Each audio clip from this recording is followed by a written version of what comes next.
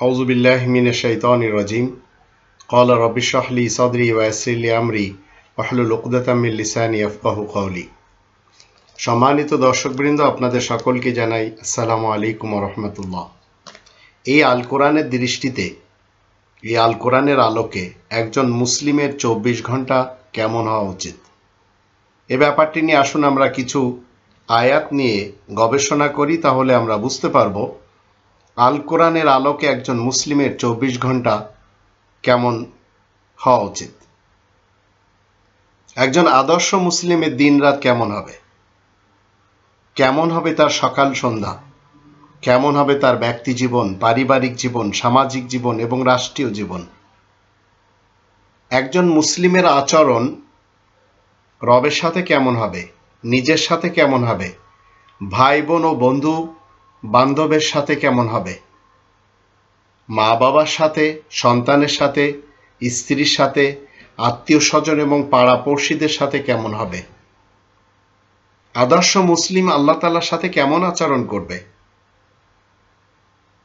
আল্লাহ তাআলার প্রতি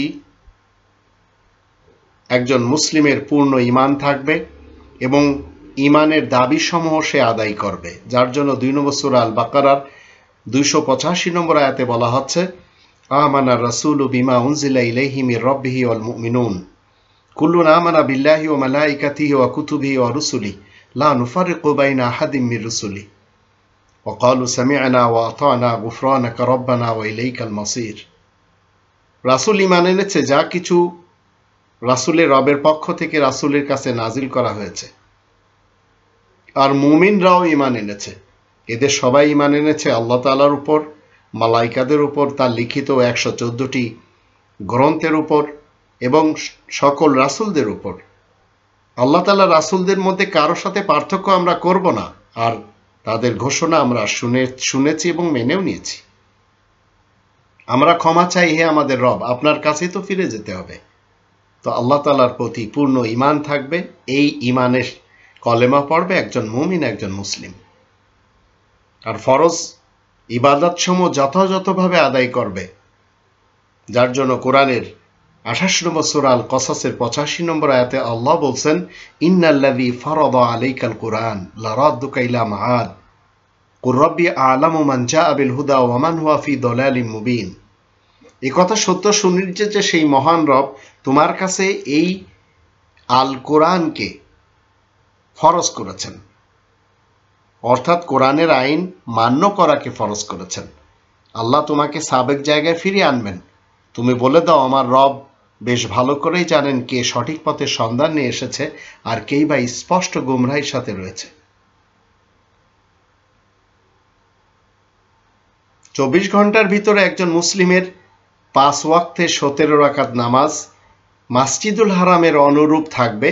2 নম্বর সূরা আল বাকারার 125 নম্বর আয়াত তার প্রমাণ। আল্লাহ বলছেন, ওয়াইদ জাআলনাল বাইতা মাসাবাতাল লিন-নাসি ওয়া আমনা ওয়াত্তাখিযু মিন মাকামি ইব্রাহিমা মুসাল্লা ওয়া আহিদনা ইলা ইব্রাহিমা ওয়া ইসমাঈলা আন তাহিরা বাইতিয়া লিত-তাইফিনা ওয়াল আকিফিনা ওয়ার রুকআইস সুজুদ। আমি কাবা ঘরকে সকল মানুষের জন্য ইবাদতের জায়গা ও শান্তিপূর্ণ স্থান রূপে নির্বাচন করেছি, তাই তোমরা মাকামে ইব্রাহিম থেকে, ইব্রাহিমের দাঁড়ানোর স্থান থেকে কায়েমকৃত নামাজকে নিয়ে নাও। আর ইব্রাহিম এবং ইসমাইলকে আমি আদেশ দিয়েছি যেন তারা আমার ঘরখানাকে তওয়াফকারী, ইতিকাফকারী, রুকু এবং সাজদাকারীদের জন্য পবিত্র রাখে। তো ওয়াত্তাখিযু মিন মাকামি ইব্রাহিমা মুসাল্লা। একজন মুসলিম, একজন মুমিন দিন রাতে তার নামাজের রাকাত হচ্ছে 17, আবার জুমার দিন 2, তারাবির সময় রমজান মাসের রাত্রের নামাজ 27। এগুলি একজন মুসলিমের নামাজের দিক থেকে 24 ঘন্টার দায়িত্ব। 2 নম্বর সূরা আল বাকারার 183 নম্বর আয়াতের দৃষ্টিতে বছরে একটি মাস সিয়াম পালন করবে একজন মুসলিম। ইয়া আইয়ুহাল্লাযীনা আমানু কুতিবা আলাইকুমুস সিয়াম কামা কুতিবা আলাল্লাযীনা মিন ক্বাবলিকুম লাআল্লাকুম তাত্তাকুন। তোমরা যারা ঈমান এনেছো, শোনো, তোমাদের জন্য সিয়াম লিখে দেওয়া হয়েছে, ঠিক যেমন তোমাদের পূর্বপুরুষদের জন্য লিখে দেওয়া হয়েছিল, যেন তোমরা মুত্তাকিন হতে পারো। এরপরে একজন মুসলিম, একজন মুমিন, তার যদি অর্থ থাকে তাহলে সে আল্লাহ তাআলার জন্য হজ কিংবা উমরা করবে। 2 নম্বর সূরা আল বাকারার 196 নম্বর আয়াত মতে ওয়া আতিমুল হাজ্জা ওয়াল উমরাতা লিল্লাহ ফাইন উহসিরতুম ফামাস্তাইসারা মিনাল হাদ ওয়ালা তাহলিকু রুউসাকুম হাত্তা ইয়াবলুগাল হাদিয়ু মাহিল্লাহু ফামান কানা মিনকুম মারিদান আও বিহি আযাম মিন রাসিহি ফাফিদিয়াতু মিন সিয়ামিন আও সাদাকাতিন আও নুসুকিন ফাইদা আমিনতুম ফামান তামাত্তাআ বিল উমরাতি ইলাল হাজ্জি ফামাস্তাইসারা মিনাল হাদ ফামান লাম ইয়াজিদ ফাসিয়ামু 3 আইয়ামিন ফিল হাজ্জি ওয়া 7 ইযা রাজাতুম তিলকা 10 কামিলা যালিকা লিমান লাম ইয়াকুন আহলুহু হাযিরিল মাসজিদিল হারাম ওয়াত্তাকুল্লাহা ওয়া আলামু আন্নাল্লাহা শাদীদুল ইকাব। আর নারী পুরুষ সবাই তোমরা আল্লাহ তাআলার জন্য হজ এবং উমরা পূর্ণভাবে পালন করবে। তোমরা যদি বাধা পাও তাহলে যতটা সম্ভব কুরবানি দিবে। নারী পুরুষ তোমরা নিজেদের মাথা মুন্ডন করবে না যতক্ষণ হাদিয়া তথা কুরবানির পশু তার জবের স্থানে পৌঁছে না যায়। তোমাদের মধ্যে কেউ যদি অসুস্থ থাকে কিংবা মাথায় অসুবিধা থাকে তাহলে রোজা অথবা সদকা কিংবা কুরবানি দিয়ে ফিদে আদায় করবে। পরে যখন তোমরা নিরাপদ হবে তখন উমরা থেকে হজ পর্যন্ত সাধ্যমতো কুরবানি দিয়ে উপকৃত হবে। তা যদি কেউ না পারে তাহলে হজের সময় 3 দিন সিয়াম তথা রোজা রাখবে আর ফিরবার পর 7 দিন সিয়াম তথা রোজা রাখবে। এইভাবে 10টি পুরা হবে। যাদের পরিবার মক্কায় নেই এ ব্যবস্থা তাদের জন্যই রয়েছে। আল্লাহ তাআলার তাকওয়া অর্জন করে চলো, তোমরা জেনে রাখবে আল্লাহ কঠিন শাস্তি দানকারী। এরপর প্রত্যেকটি মুমিন এবং মুসলিম তারা আল্লাহ বিশ্বাসী হয়, তাই তারা তাদের লাভের অর্থ থেকে 100 টাকা আসলে 5 ভাগের 1 ভাগ 20 টাকা দিয়ে দিবে। 8 নম্বর সূরা আল আনফালের 41 নম্বর আয়াতে আল্লাহ বলেন ওয়া আলামু আন্নামা গনিমতুম মিন শাইইন ফাআনা লিল্লাহি খুমুসাহু ওয়া লির-রাসূলি ওয়া লিযিল কুরবা ওয়াল ইয়াতামা ওয়াল মাসাকিনি ওয়া ইবনিস সাবিল ইন কুনতুম আমানতুম বিল্লাহ ওয়া মা আনজালনা আলা আবদিনা ইয়াওমাল ফুরকান ইয়াওমাল তাকাল জামান ওয়াল্লাহু আলা কুল্লি শাইইন কদির।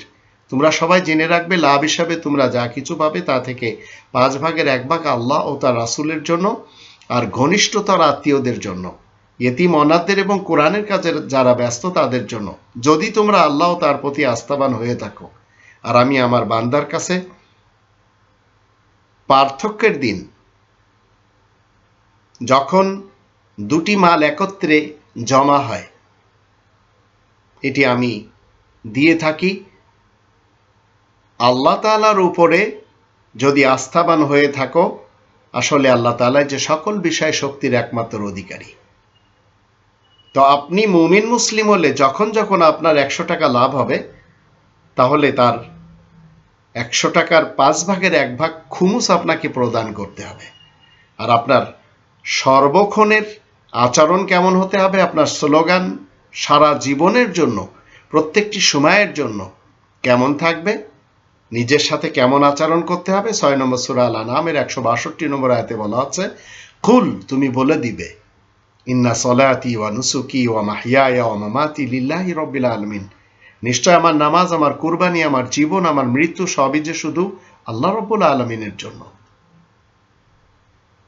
একজন মুমিন, একজন মুসলিম তার বাবা মার সাথে আচরণ কেমন থাকবে। 17 নম্বর সূরা বানী ইসরাঈলের 23-24 আয়াত দুটিতে আল্লাহ বলেন ওয়া ক্বাদা রাব্বুকা আল্লা তা'বুদু ইল্লা ইয়াহু ওয়া বিল ওয়ালিদাইনি ইহসানা ইম্মা ইয়াবলুগান্না ইনদাকাল কিবারা আহাদুহুমা আও কিলাহুমা ফালা তাকুল লাহুমা উফিন ওয়ালা তানহারহুমা ওয়া কুল লাহুমা কাওলান কারীমা। তোমার রব আদেশ দিচ্ছেন যেন তোমরা আর কারোর দাসত্ব মোটেই না করো একমাত্র আল্লাহ তাআলার দাসত্ব বাদে। আর মা বাবার সাথে সদ্ব্যবহার করবে। যদি তাদের মধ্যে একজন কিংবা দুজনই তোমাদের সামনে বুড়ো বয়সে উপনীত হয় তাহলে তাদের সাথে শব্দটি বলবে না, তাদেরকে মোটেই ধমক দিবে না, তাদের সাথে অত্যন্ত বিনয় ও আদবের সাথে কথা বলবে। ওয়াকফিদ লাহুমা জানাহাযুল্লি মিনার রাহমা ওয়া কুর রাব্বিরহামহুমা কামা রাব্বায়ানি সগীরা। অত্যন্ত বিনয়ের সাথে তাদের সামনে ঝুঁকে থাকবে আর তাদের জন্য দোয়া করবে, হে আমাদের রব, তারা আমাকে যেভাবে শৈশবে আদর যত্নের সাথে লালন পালন করেছেন ঠিক তেমনই তাদের উপরে আপনি মেহেরবানি করুন। একজন মুমিন, একজন মুসলিম নিজ স্ত্রীর সাথে আচরণ, একজন আদর্শ মুসলিম দাম্পত্য জীবনকে মনে করে পারস্পরিক ভালোবাসা, সাহায্য সহযোগিতা এবং সৌহার্দ্য সহানুভূতির জীবন কাটাবে। 2 নম্বর সূরা আল বাকারার 187 নম্বর আয়াতে আল্লাহ রাব্বুল আলামিন কি বলছেন? এই আয়াতের শুরুতে বলা হচ্ছে, ওহিল্লা লাকুম লাইলাতাস সিয়ামি রাফাতু ইলা নিসাইকুম হুন্না লিবাসুল লাকুম ওয়া আনতুম লিবাসুল লাহুন্না।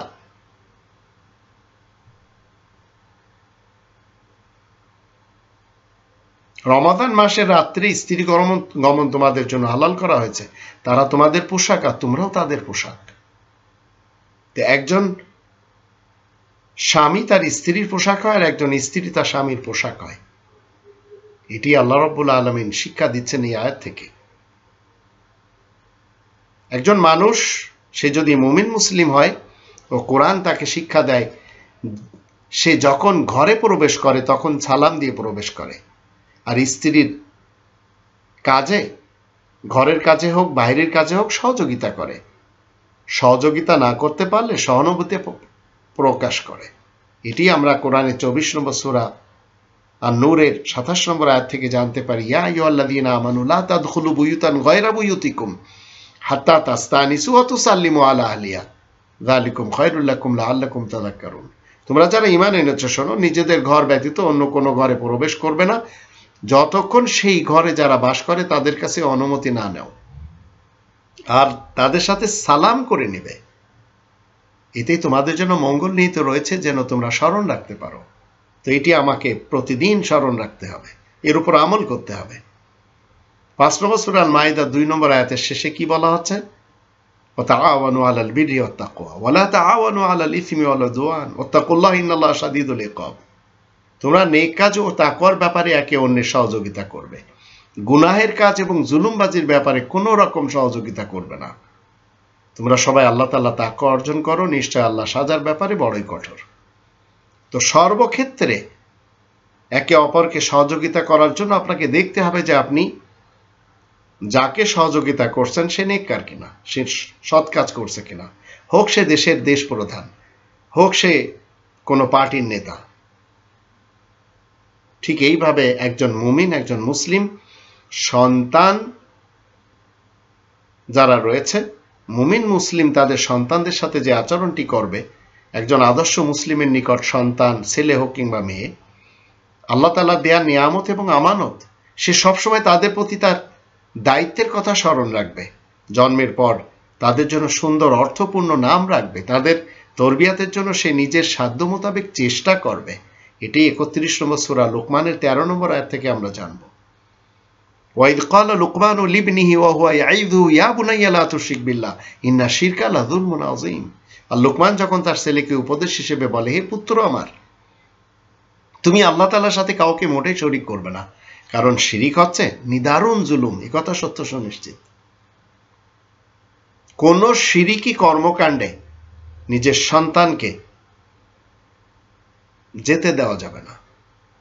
এই জন্য আদরের সাথে বোঝাতে হবে, আর আত্মীয়দের সাথে আচরণ এমন করতে হবে। একজন আদর্শ মুসলিম যদি আপনি হতে চান, আপনার পাড়াপড়শির সাথে, ভাই বন্ধুদের সাথে আচার আচরণ, সমাজের সাথে এবং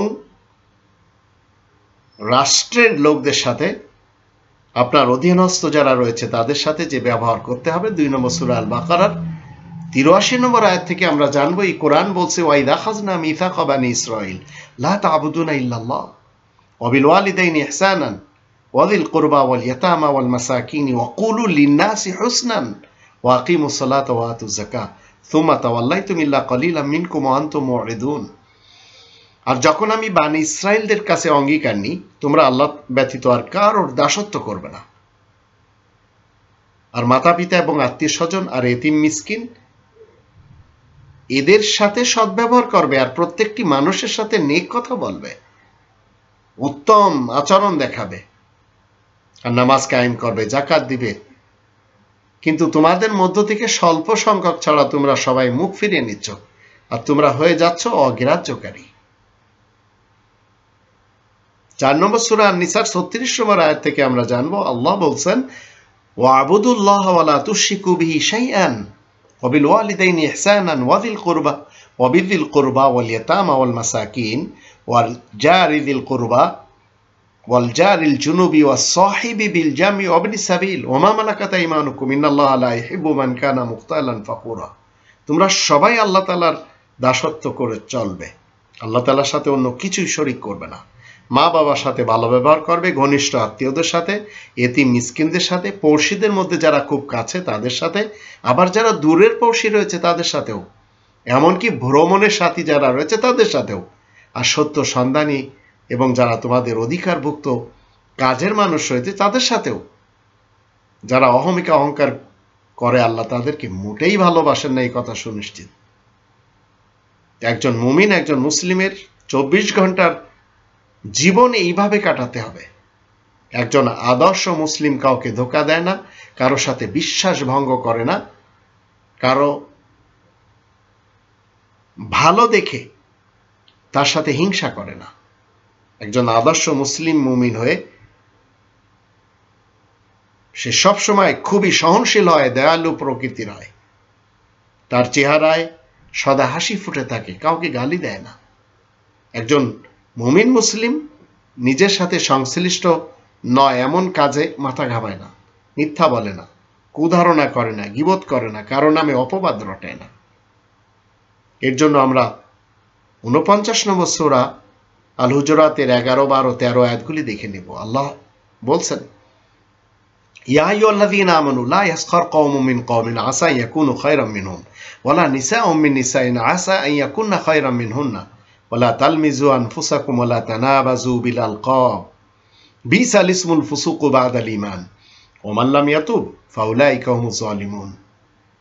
তোমরা যারা ঈমান এনেছো শোনো, কোন কওমের পুরুষদের উচিত নয় অন্য কোন কওমের পুরুষদের নিয়ে হাসি ঠাট্টা করা, হয়তো তারা ওদের চাইতে উত্তম হবে, এই যে কিছুই বিচিত্র নয়। আর মেয়েদেরও উচিত নয় অন্য মেয়েদেরকে নিয়ে হাসি ঠাট্টা করা, হয়তো তারা ওদের চাইতে উত্তম হবে। আর তোমরা একে অন্যের উপরে দোষারোপ করবে না মোটেই, আর একে অন্যকে খারাপ নামে মোটেই ডাকবে না। ঈমান আনার পরে কাউকে খারাপ নামে ডাকা যে বড়ই জঘন্য ব্যাপার। আর যে ব্যক্তি বিরত থাকবে না, তওবা করবে না, তারাই তো জুলুম অত্যাচারকারী। 12 নম্বর আয়াতে বলা হচ্ছে, ইয়া আইয়ুহাল্লাযীনা আমানু ইজতানিবু কাসীরাম মিনায-যান ইন্না বা'দায-যান্নি ইসমুন ওয়ালা তাজাসসু ওয়ালা ইয়াগতাব বা'দুকুম বা'দা আইয়ুহিব্বু আহাদুকুম আন ইয়াকুলা লাহমা আখিহি মাইতান ফাকারিহতুমুহু ওয়াত্তাকুল্লাহ ইন্নাল্লাহা তাওয়াবুর রহিম। তোমরা যারা ঈমান এনেছো শোনো, তোমরা সবাই বেশি জল্পনা কল্পনার কবল থেকে আত্মরক্ষা করো, কারণ অনেক কল্পনায় তো দুর্নীতি সৃষ্টি করে। তোমরা গোপন কথা জানতে চেষ্টা করবে না, আর একে অন্যের গীবতও করবে না। তোমাদের মধ্যে এমন কেউ আছে কি যে নাকি আপন মরা ভাইয়ের লাশের মাংস খেতে চাইবে? তা তো তোমরা ঘৃণাই করে থাকো। তোমরা সবাই আল্লাহ তাআলা তাকওয়া অর্জন করে চলো, নিশ্চয় আল্লাহ তওবা কবুল করেন এবং পরম দয়াময়।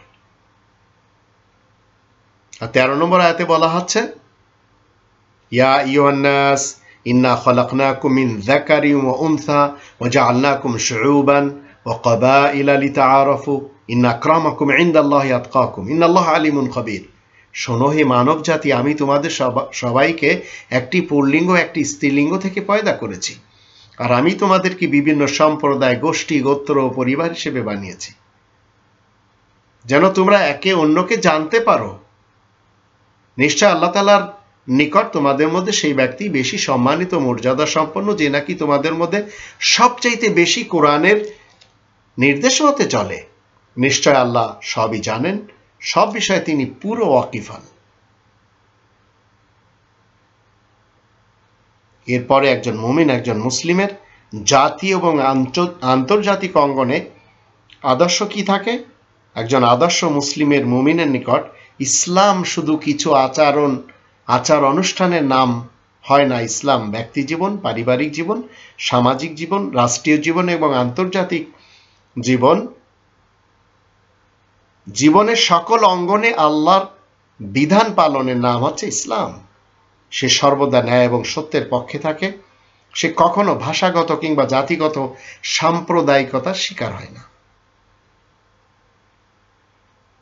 এজন্য আমরা 17 নম্বর সূরা বানী ইসরাঈলের 70 নম্বর আয়াত দেখে নিব। আল্লাহ বলেন, ওয়ালাকাদ কাররামনা বানী আদম ওয়া হামালনাহুম ফিল বাররি ওয়াল বাহর ওয়া রাযাকনাহুম মিনাত তাইয়্যিবাত ওয়া ফাদ্দালনাহুম আলা কাসীরিম মিম্মান খালাকনা তাফদীলা। আমি মানব সমাজকে মান সম্ভ্রমের অধিকারী করেছি, আর আমি তাদেরকে মাটির ও পানির উপরে বাহন ঠিক করে দিয়েছি, আর আমি তাদেরকে উত্তম রুজি দান করেছি, আর আমারই অনেক সৃষ্টির তুলনায় তাদেরকে অনেক বেশি মর্যাদা দান করেছি। 5 নম্বর সূরা আল মায়েদার 51 নম্বর আয়াত এবং 57 নম্বর আয়াত দুটি। এখানে আল্লাহ কি বলছেন? ইয়া আইয়ুহাল্লাযীনা আমানু লা তাত্তাখিযুল ইয়াহুদা ওয়ান নাসারা আউলিয়া বা'দুহুম আউলিয়া বা'দ ওয়া মান ইয়াতাওয়াল্লাহুম মিনকুম ফাইন্নাহু মিনহুম ইন্নাল্লাহা লা ইয়াহদিল কওমাজ জালিমিন। তোমরা যারা ঈমান এনেছে শোনো, তোমরা ইহুদি এবং খ্রিস্টানদেরকে বন্ধু হিসেবে গ্রহণ করবে না মোটেই। তারা তো নিজেরা একে অন্যের বন্ধু। তোমাদের মধ্য থেকে কেউ যদি তাদেরকে বন্ধু হিসেবে গ্রহণ করে, সে তো ওদের দলে শামিল হয়ে যাবে। নিশ্চয় আল্লাহ জালিম কওমকে পথ দেখান না মোটেই। 57 নম্বর আয়াতে বলা হচ্ছে, ইয়া আইয়ুহাল্লাযীনা আমানু লা তাত্তাখিযুল্লাযীনা ইত্তাখাযু দীনাকুম হুজুওয়ান ওয়া লাইবাম মিনাল্লাযীনা উতুল কিতাব মিন ক্বাবলিকুম ওয়াল কুফফারা আউলিয়া ওয়াত্তাকুল্লাহা ইন কুনতুম মুমিনিন।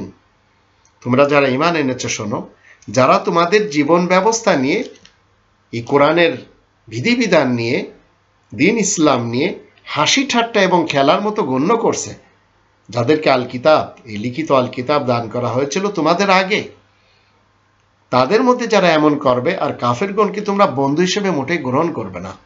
তোমরা যদি সত্যই মুমিন হয়ে থাকো, তাহলে আল্লাহ তাআলারই তাকওয়া অর্জন করে চলো। তো এই আয়াতগুলি থেকে আমরা জানলাম একজন মুমিন, একজন মুসলিম, সে কিভাবে রাত দিন কাটাবে। তো আল কোরআনের আলোকে একজন মুসলিমের, একজন মুমিনের 24 ঘন্টা এমন হয়ে থাকে।